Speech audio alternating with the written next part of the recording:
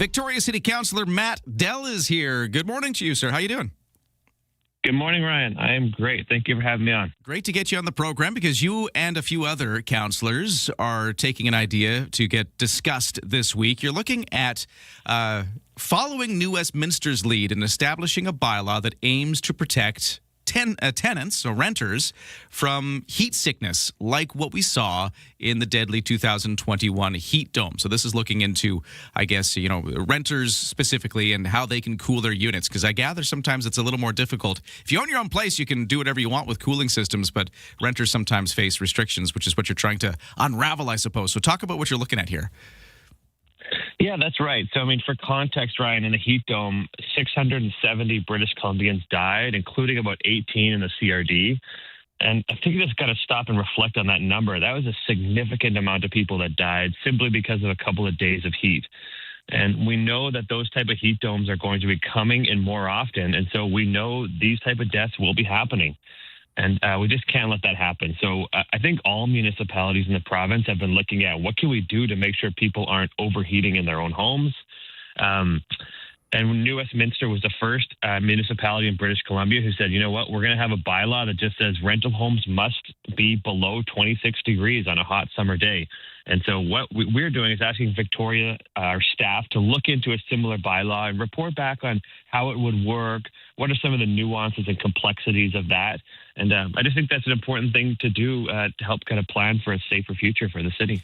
For New Westminster, how did they do it? Like they say you can't have it go hotter than this. So does that mean that it is required to have cooling units installed? Or what does it actually mean for I guess, a landlord in New Westminster?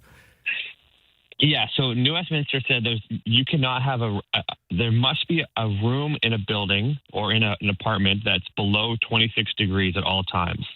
So yeah, that means at least one room must have an air conditioner, a heat pump, be hooked up to a HVAC system. So let's say there is a heat wave and temperatures here get to 100 degrees Fahrenheit and people are really hot. At least somewhere in the building will be 26 degrees, because that's what health experts say is the maximum where the human body essentially starts to have issues above 26 degrees. So in New West, all buildings will be required to have one room that are below 26 degrees. But it could be like a big common area. It doesn't have to be one room in each unit.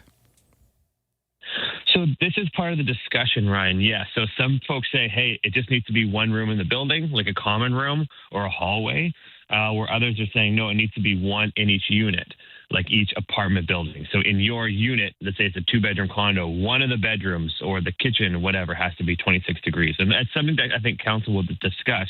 Obviously, requiring every single unit to have a room of 26 degrees will be more expensive than having a hallway.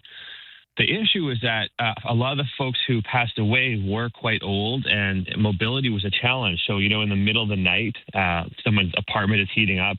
Is someone going from the 4th floor, a senior with mobility issues, going to go down to the common room in the middle of the night? I would say probably not. So I think what most folks are asking for is saying, no, one room in every unit has to be 26 degrees. But I think we'll look at both because obviously costs are an issue too. Building owners, this could be an expense for them. And I think maybe there's a transition period where you do one and then the other. But this is all what we're asking staff to look into and report back to us.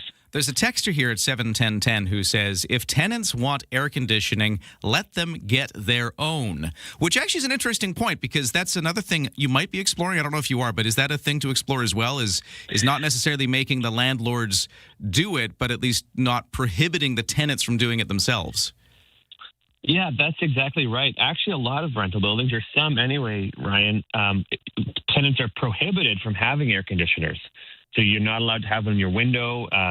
And so that's also part of the motion of, I think, part of the movement is saying, hey, landlords can't prohibit you from having an air conditioner. Because, of course, folks can go out and buy a $500 air conditioner for themselves. But some buildings just say, no, you're not allowed to do that. Just like, you're not allowed to have a Christmas tree up. You're not allowed to hang your laundry on your balcony. And so we're asking staff to look into essentially having a prohibition against prohibiting air conditioners. Because anyway, that will also be part of the motion. I think I would say to you, Ryan, and to the listeners is I think we understand that units should have heating. We don't want people freezing in the wintertime. So, why is it that we would require heating But when people are overheating, we wouldn't want a similar system to make sure they're not getting too hot. So I think there's just a movement to go, hey, we should require both systems so people are safe and comfortable in their own homes.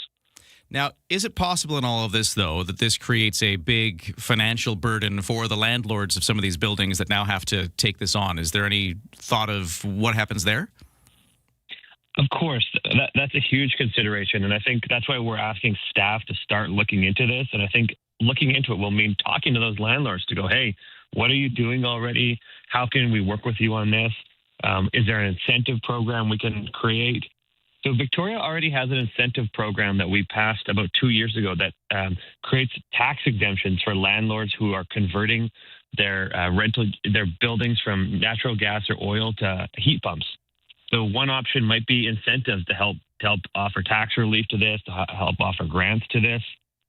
But at the end of the day, we need to figure something out because people's lives are on the line, and I think the safety of our residents is the most important thing. So I'd hope that landlords will be coming forward and we can work with some of these rental building owners.